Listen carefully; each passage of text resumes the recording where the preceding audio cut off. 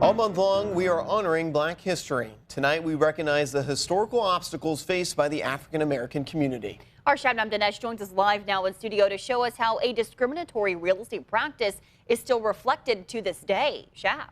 That's right, Thomas, Rebecca. We're still seeing the after effects of redlining in the South Side. It's a real estate practice outlawed in 1968 by the Fair Housing Act. And I spoke with a couple who shared their difficult experience of finding a home in the 1960s, as well as the co-chairs of a joint commission working to right the wrongs they went through.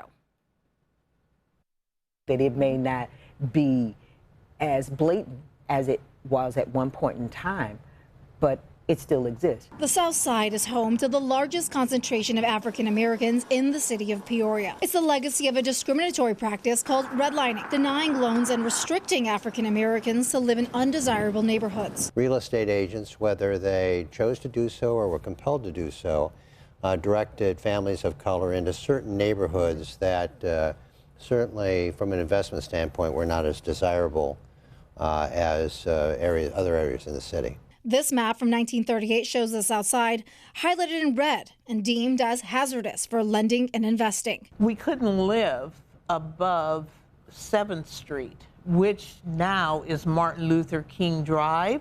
Right above that hill was Moss Avenue. Well, we couldn't go anywhere past Moss Avenue, so all of our living was below the hill. And it's the only area Jackie and Jean Petty could find a home to rent when they got married in 1961. We would find a place that sounded nice and they would say yes, and then when they saw us, it was always rented. You knew that it hadn't been rented to anyone. You know, they were just picking and choosing who they wanted to live there. 10 years later, the couple wanted to build their dream home, but again hit obstacles. It didn't work. He wasn't going to let us build this gorgeous home that we had chosen to build. Decades of disinvestment and denial of many Black residents to get loans to improve their homes hollowed the neighborhood out of wealth, opportunity, and community, leading to blight, crime, and poverty. It's a substantial way that many people generated in wealth, especially in the post-World War II era, was to have a home and use the leverage of a mortgage to increase value. Because of redlining, that was not available to African Americans, and it's resulted in this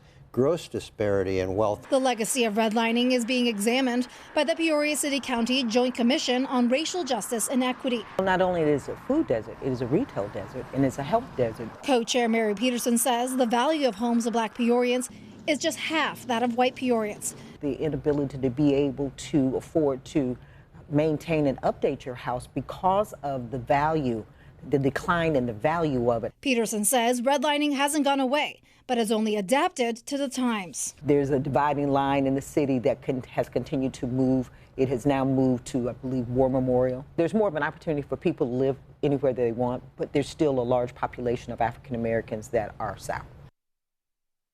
Now, the Joint Commission is working with the city to develop economic opportunity programs as a way for Black Peorians to build up wealth. And they'll also host community forums as a way to inform their solutions. Thomas, Rebecca. Shab, thank you so much for sharing that story tonight.